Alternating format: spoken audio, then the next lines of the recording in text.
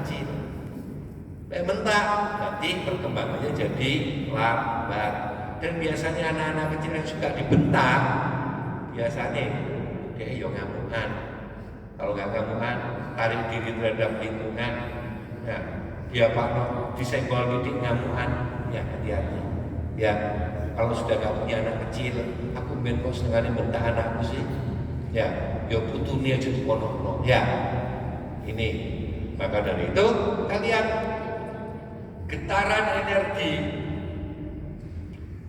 di bawah 200 Hz menyebabkan seseorang mudah terserang penyakit. Jika frekuensi energi seseorang di atas 200 Hz, maka dia akan senantiasa sehat. Ini level emosi hasil penelitian dari psikiater Profesor David.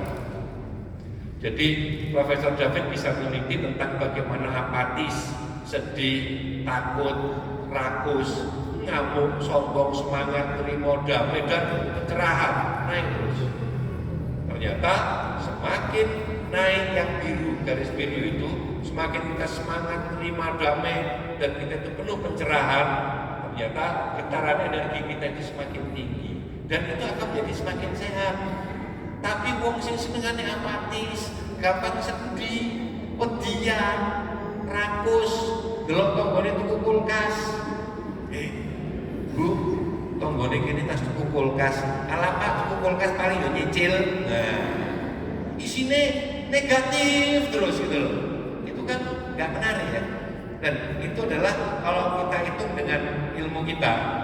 Kalau mereka mengatakan apatis, sedih, takut, rakus, sombong, kalau ilmu kita dalam puasa ini kan kita disuruh menahan hawa nafsu.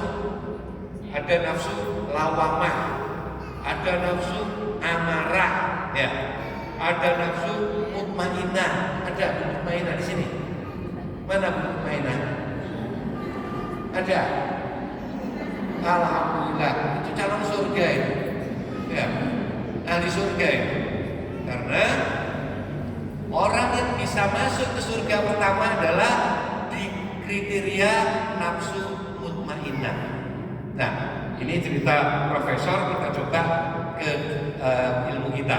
Nah, selama berpuasa kita disuruh menahan nafsu. Ya, Bapak Ibu ya. Nafsunya kita bagi.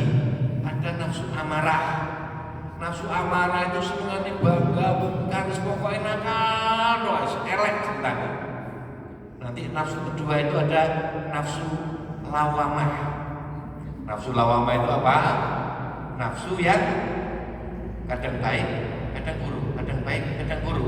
Tapi lebih cenderung buruk. Nafsu lawamah. Akeh buruknya daripada baik. Nah, kemudian nafsu ketiga ada nafsu yang namanya marhamah. Marhamah itu sama, kadang baik, kadang buruk, kadang baik, kadang buruk, tapi cenderung ke arah baik. Kalau lawamah itu cenderung ke arah jelek, kalau marhamah cenderung ke arah baik. Nah, kita ini kan biasanya main di situ kan. Kita ini cenderung baik apa cenderung buruk. Nah, nanti nafsu keempat, nafsu mutmainnah. Ini nafsu yang paling rendah yang membawa kita untuk masuk ke surga. Nah, nafsu ini masih ada lagi. Ada rodia, ada nggak bu rodia? Sudah meninggal. Rodia ada.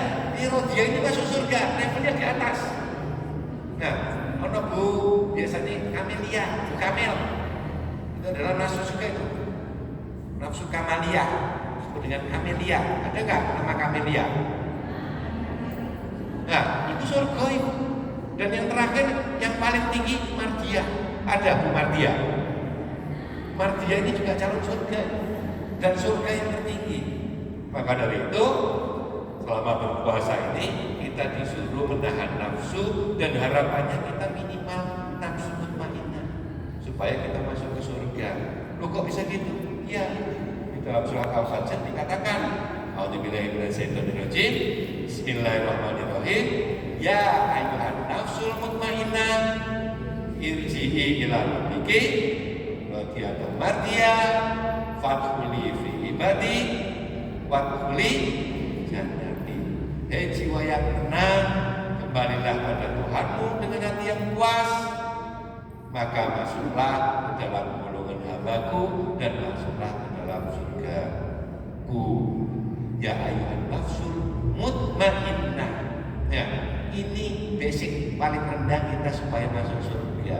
Makanya kalau ada nama mutmainnah itu referensi surga. Ya, ya. Maka dari itu, kalau energi kita, frekuensi kita semakin tinggi, makanya imunitas kita jadi naik. Makanya orang-orang yang tenang, sabar, gak ngeluh, hatinya lapang, orang ini sehat, gak gampang merungsung. Ya, tapi lek wong ini gampang sedih, takut, iren-irenan, didik-didik, ngilono wong, rasan ngono rasan ini, iku hati ini mesti dodok, gampang loro pokoknya. Ada orang yang gitu? Ada? Wong itu kok? Nah,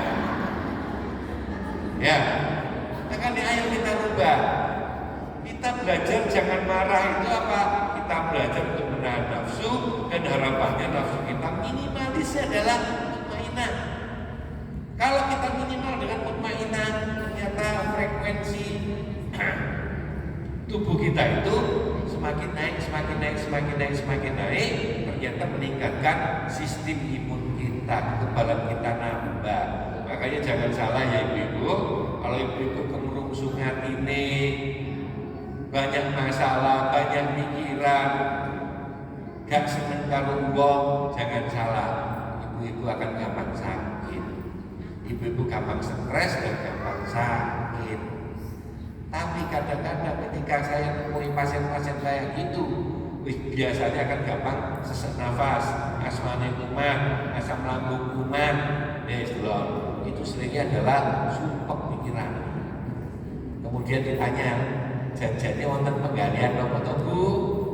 Pak dokter, saya itu orangnya semeleh Pak. Saya itu udah gak mikir kayak gitu. Semua Allah tak pasrahkan pada Gusti Allah. Saya mikir, ini mau stres. Ya, jadi konsep dasar ya Bu ya. Gak ono. Apakah Ibu pernah ngaku stres? Pernah gak? Gak ono. Di teori itu tidak ada orang stres ngaku, itu gak ono.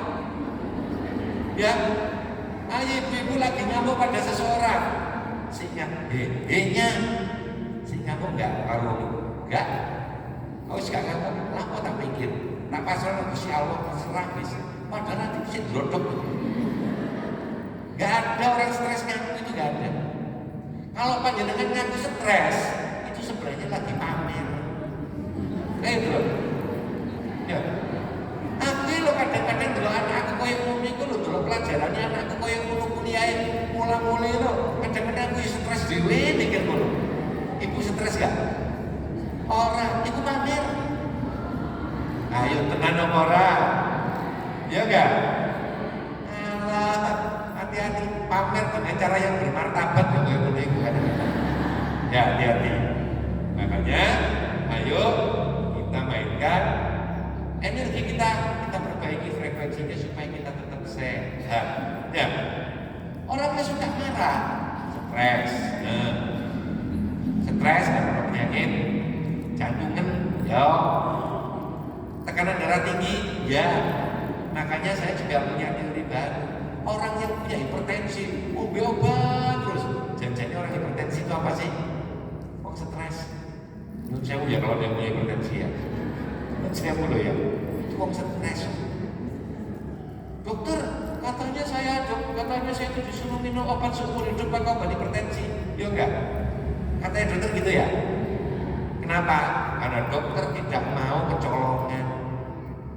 Kalau jenengan bisa ngatur dirinya sendiri tenang, tensi akan turun. Nah, ini apa dia?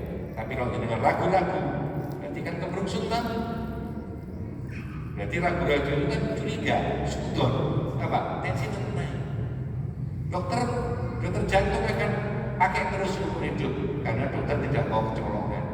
Dokter tidak tahu selama 2 minggu minum obat ini itu kayak apa situasinya nggak jelas. Makanya ditahan terus pakai obat menahan tekanan darah ini. Kalau panjenengan sudah bisa nonton dirinya sendiri, tensi akan turun. Kita coba. Ya. Kemudian gangguan tidur, pengamuan, kemerungsung, turun mesti angin. Ya, kadang-kadang gampang sesek. Sing gampangnya sakit kepala. Lah, tanggal-tanggal gini ini sering pasien-pasien saya itu sering datang lapor keluh. Ya gampang saya tanya, wis duwe-duwe anyar ta? Nah, jawabannya rata-rata durung dok. Ya iku sing garap enggak. Coba saiki punya duit anyar mulai merah, biru, hijau, coklat, ya kabeh wis lengkap, tenang iku ya.